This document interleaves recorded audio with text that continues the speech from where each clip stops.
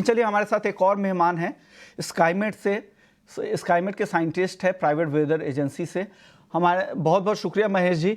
Monsoon की रफ्तार तो काफ़ी तेज़ हो गई है, आपने पिछले हफ्ते बताया भी था कि जो 10 जुलाई तक मॉनसून की तेज़ रफ्तार होगी और 85% देश के ऐसे हिस्से हैं जहां पर सामान्य या सामान्य से काफ़ी ज़्यादा बारिश हो रही है और 29 राज्य ऐसे हैं जहां पर सामान्य या उससे काफ़ी ज़्यादा बारिश हो रही है।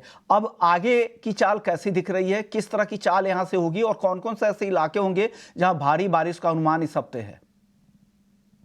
देखिए विष्णु जी, अभी जैसे कि हमें हमें पता है कि जो जून का महीना है वो 11% की कमी के साथ समाप्त हुआ था और पहले ही 7 दिनों में इतनी अच्छी बारिश हुई है कि वो 11% की कमी को भी पूरा कर लिया और 2% अब इंडिया सरप्लस है। और अब ऐसा लग रहा है कि जो पूर्वी भारत है और उत्तर प्रदेश से लेकर के हम कह सकते हैं कि पूरा उत्तर प्रदेश बहुत अच्छी बारिश देखेगा। मध्य प्रदेश, छत्तीसगढ़, बिहार, झारखंड, पश्चिम बंगाल के उत्तरी जो राज्य जिले हैं और पूर्वोत्तर राज्य, यहाँ पर भारी बारिश होगी, अच्छी बारिश होगी।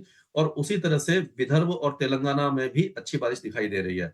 पश्चिमी तट पर अगर हम बात करें तो जो मुंबई का तट है और कर्नाटक है, केरल है, यहाँ पर भी काफ़ी अच्छी बारिश है। तो और जो नॉर्मल रेनफॉल है वो पंजाब, हरियाणा और दिल्ली के आस-पास दिखाई देगा। पहाड़ों पर भी नॉर्मल रहेगा। केवल राजस्थान के जो पश्चिमी जिले हैं वहाँ पर थोड़ा-सा अभी प्रॉब्लम है अगले 1 हफ्ते के दौरान। उसके बाद वहाँ पर भी मानसून एक्टिव हो जाएगा।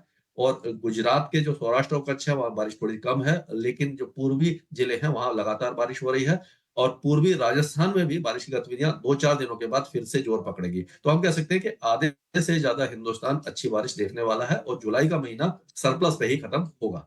जी। मैं तो जुलाई में शानदार बारिश की उम्मीद है और सरप्लस में खत्म होगा। और आप देख भी सकते हैं जो डेफिसिट दिख रही थी जून के महीने में, पहले हफ्ते में ही खत्म हो गई। हम सरप्लस की स्थिति में हैं।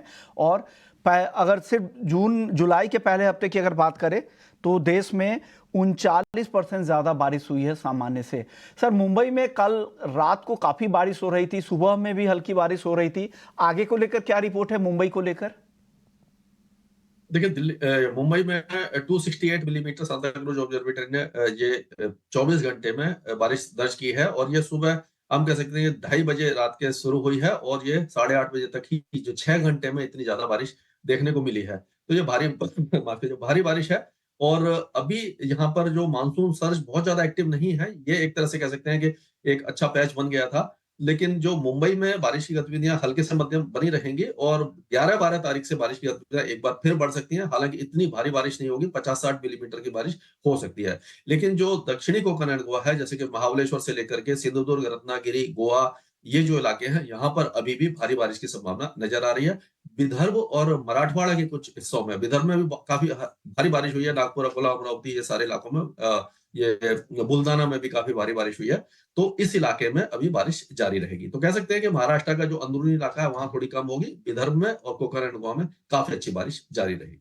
तो जी। मुंबई वालों को जो कल की भारी बारिश के बाद थोड़ी राहत मिल सकती है, लेकिन 11-12 जुलाई से फिर से अच्छी बारिश हो सकती है। भारी बारिश नहीं, लेकिन मध्यम बारिश की संभावना यहाँ पर लगाई गई है। लेकिन देश के ज़्यादातर हिस्से हैं जहाँ पर ज़ोरदार बारिश हो रही है और जुलाई का महीना खरीफ के सीज़न के लिए, खरीफ फसलों की बुआई के लिए काफ़ी अहम होता है। ऐसे में इस तरह की बारिश डेफिनेटली ये किसानों के लिए अच्छी खबर है। अब आखिरी सवाल महेश जी आपसे होगा लानीना को लेकर अब नई रिपोर्ट क्या है? क्या लानीना पूरी तरह से एक्टिव अगस्त तक हो जाएगी क्या?